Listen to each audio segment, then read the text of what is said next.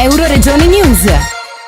Francesco Giuseppe I in mostra a Gorizia. Uniformi originali appartenute all'imperatore e ad alti funzionari, affascinanti ritratti, oggetti legati al mito di una delle figure più importanti della scena internazionale di quel periodo. E questa la mostra Francesco Giuseppe I, uomo, imperatore, patrono delle scienze e delle arti, che è stata inaugurata alla presenza di centinaia di persone e molte autorità sabato 9 marzo nel polo museale di Santa Chiara a Gorizia. Una città che Francesco Giuseppe e gli Asburgo hanno amato e frequentato. Dell'imperatore fu precettore Giovanni Battista, esponente di una illustre famiglia di Gorizia, i Coronini Kronberg. L'esposizione, che conclude un percorso dedicato agli Asburgo, è organizzata dal Comune di Gorizia attraverso il Centro Ricerche Turismo e Cultura di Gorizia ed è curata da Marina Bressan e Marino De Grassi e gode del patrocinio e della collaborazione del Consolato Onorario d'Austria, delle Friuli Venezia Giulia e del contributo della Fondazione Carico. Innanzitutto bisogna fare un grande applauso agli organizzatori, tant'è che mi sono fatta portavoce dei ringraziamenti, delle congratulazioni del nostro ambasciatore a Roma, René Politzer, e il console generale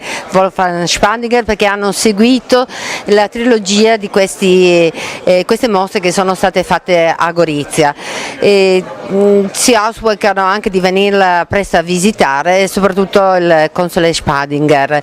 La cosa bellissima che io ho trovato visitando la mostra precedente dedicata a Elisabetta è stata che queste mostre hanno dato una sfaccettatura umana e hanno dato dei particolari molto importanti che non sono conosciuti comunemente, e quindi non posso che complimentarmi assolutamente con gli organizzatori. Non posso che sottolineare che queste iniziative non fanno che rafforzare tutti i rapporti tra l'Italia e l'Austria. La mostra dedicata a Francesco Giuseppe segue le mostre sugli Asburgo, nel segno di Klimt, e sulla principessa Sissi. Quest'ultima mostra ha totalizzato ben 17.000 visite. Marino De Grassi, ricordando il là a queste iniziative dato dallo scomparso Ettore Romoli, si è detto sicuro che questa mostra sarà quella dei record perché rappresenta la nostra storia. Il sindaco di Gorizia Rodolfo Ziberne e l'assessore Fabrizio Reti hanno ricordato come queste iniziative innalzino il livello culturale della città e ne costituiscano volano per il turismo. L'assessore regionale Sebastiano Callari ha parlato di una Gorizia fortemente identitaria per la sua storia, crocevia di popoli e culture, e Francesco Giuseppe la rappresenta in quanto precursore dell'Europa dei popoli. Questa mostra si avvale della collaborazione della Fondazione Palazzo Coronini Kronberg, dell'apporto dei musei provinciali, di altre realtà culturali locali, nonché del sostegno delle istituzioni culturali civiche di Trieste e del Castello di Miramare. Partecipa come collaboratore anche la Gustav Klimt Foundation di Vienna. Oltre 300 i pezzi allestiti in sezioni tematiche dalla professoressa Roberta Calvo per raccontare i 3 ruoli di Francesco Giuseppe come uomo, imperatore, patrono delle scienze e delle arti. Aspetto meritevole questo, anche se messo un po' disparte dalla storiografia che ci presenta un Francesco Giuseppe, ricorda Marina Bressan, promotore del porto di Trieste, del Ring di Vienna, del canale di Suez, delle porte di ferro, della canalizzazione del Danubio, della creazione di una commissione per il mantenimento e la conservazione per i beni culturali, per citare solo alcuni esempi. E poi il legame di Gorizia con Francesco Giuseppe. L'imperatore di Gorizia è anche in pena per Gorizia, secondo un articolo pubblicato sulla Neue Freie Presse nel 1916, poco prima della sua morte.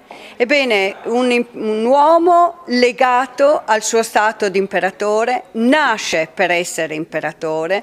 Questo lo condiziona fortemente, lo condiziona negli affetti, lo condiziona nell'esprimersi anche come uomo.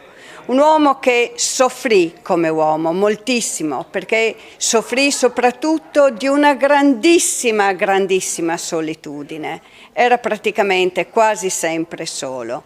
Non incontrò anche in Elisabetta una spalla su cui appoggiarsi. Forse i due erano anche un po' troppo diversi, lei avrebbe voluto inizialmente anche essergli consigliera politica, poi capì insomma che lui preferiva in certo qual senso l'appoggio della madre.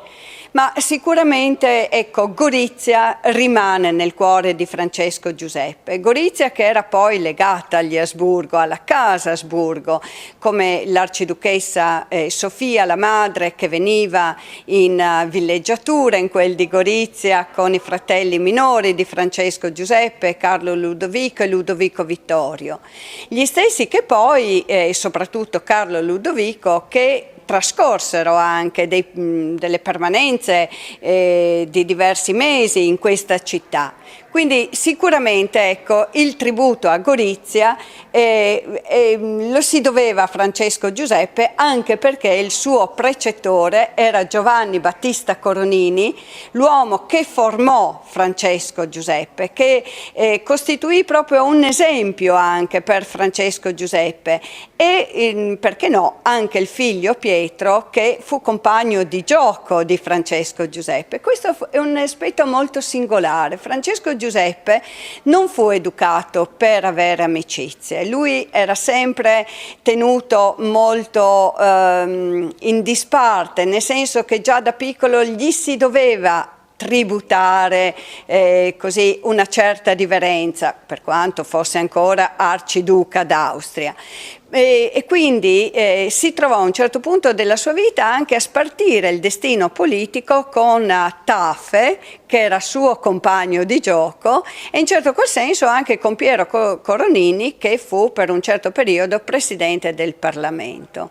Ma comunque, ecco, questo isolamento dell'uomo mi ha colpito moltissimo, perché ne soffrì tantissimo e ne risentirono anche gli affetti familiari, perché no, anche soprattutto quella incapacità di manifestare i suoi sentimenti. Questo gli fu insegnato sin da piccolo, di non manifestare i suoi sentimenti, e questo atteggiamento compromise definitivamente anche il rapporto con il figlio Rodolfo. Noi siamo a disposizione ogni domenica alle 4:30 e per visite guidate particolari anche in altri momenti della settimana.